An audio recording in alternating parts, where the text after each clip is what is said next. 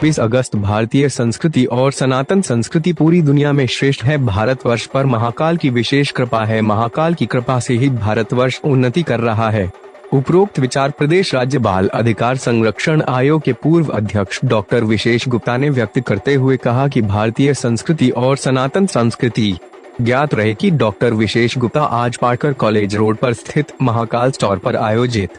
साप्ताहिक महाकाल रसोई के शुभारंभ के अवसर पर मुख्य अतिथि के रूप में विचार व्यक्त कर रहे थे। उन्होंने कहा कि महाकाल की कृपा से ही सृष्टि का संचालन हो रहा है, इसलिए महाकाल की कृपा प्राप्त करना प्रत्येक मानव का पुनीत दायित्व है। डॉक्टर गुप्ता ने बताया कि उज्जैन में महाकाल मंदिर में प्रतिदिन कई हजार लोग विश्व भर से आते हैं। मुरादाबाद में भी महाकाल भक्त गुरुवार जी की कृपा अनेक भक्तों पर बरस रही है। प्रशांत गुरुवार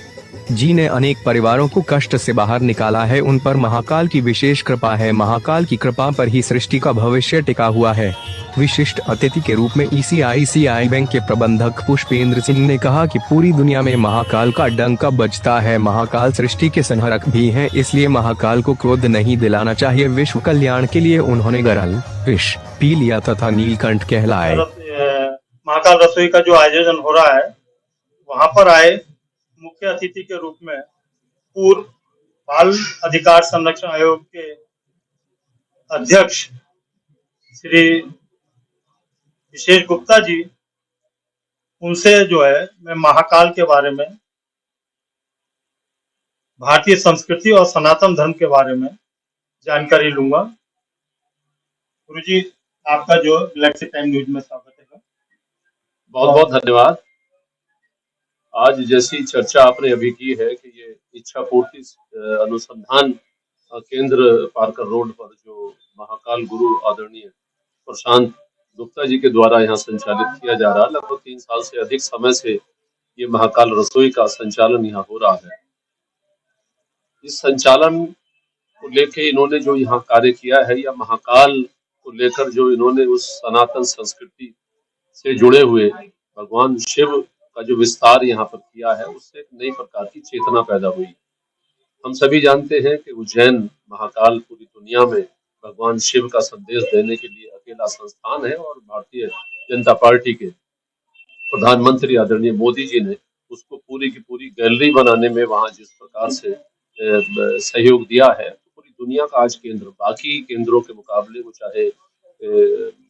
दूसरे केंद्र रहे हो हमारे हिंदू संस्कृति के, लेकिन यहाँ महाकाल का जो केंद्र है वो इतना बड़ा केंद्र है कि जो पूरी दुनिया में महाकाल की कृपा और महाकाल भगवान शिव की जो कृपा बरसती है, वो चाहे सावन हो, सावन क्या पूरे 12 महीने ही वहां पर जिस प्रकार से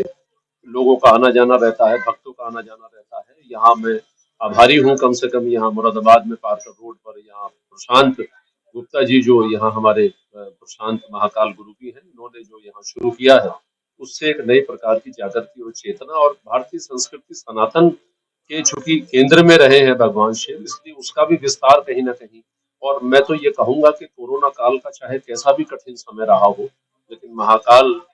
ने हमेशा ऐसी कृपा की है कि कभी भी ये रसोई बंद नहीं हुई। अभी भी तमाम विषम परिस्थितियों में भी इस रसोई का संचालन हो रहा है, और यहाँ हजारों लोग यहाँ आकर जो अन्न और जल ग्रहण करते हैं, कितना प्रकार का आशीष है। तो ये सारा आशीष महाकाल का ही है, और भगवान शिव की बड़ी कृपा है कि हम शहर मुरादाबाद में अकेला ये केंद्र है, बल्कि इस पूरे क्षेत्र में महाकाल से जुड़ी हुई रसोई का अपना अकेला एक केंद्र है। इन्होंने पूरे तमाम जो अभी कांवड़ यात्रा थी, उस कांवड़ यात्रा में भी यहाँ से लेके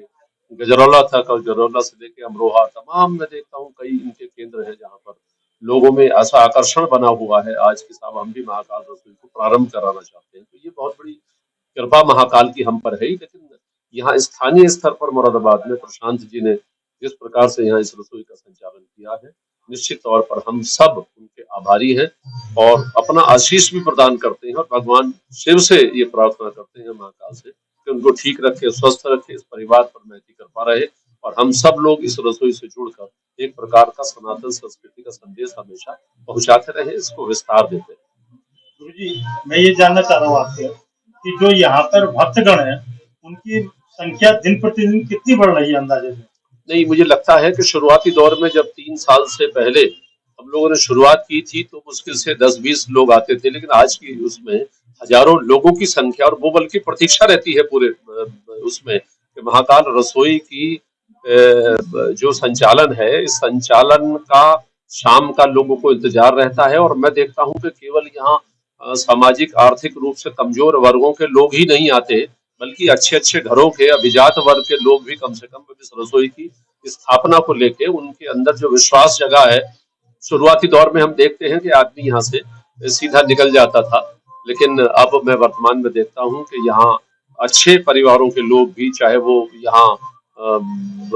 चलते हुए लोग हों या फिर यहाँ शहर के आसपास रहने वाले लोग हों, महिलाएं हैं, बच्चे हैं, सभी इस रसोई का लाभ उन सबको मिल रहा है। और जिस प्रकार से कहते हैं कि भूखों को भोजन और प्यासे को पानी, ये सबसे बड़ा सबाब का काम है। तो ये महाकाल की बड़ी कृपा है कि हम लोग तुच्छ लोग, हम इस संसार में जमीन पर रहकर मुरादाबाद में थोड़ा सा महाकाल के माध्यम से हम ऐसे लोगों के बीच में अपना अन्न और जल का कार्य कर रहे हैं। इस प्रकार जो गुरुजी जो है जो कार्य कर रहे हैं वो बहुत ही बढ़िया कार्य है, जिससे लोग वागों को संतुष्टि भी मिलती है।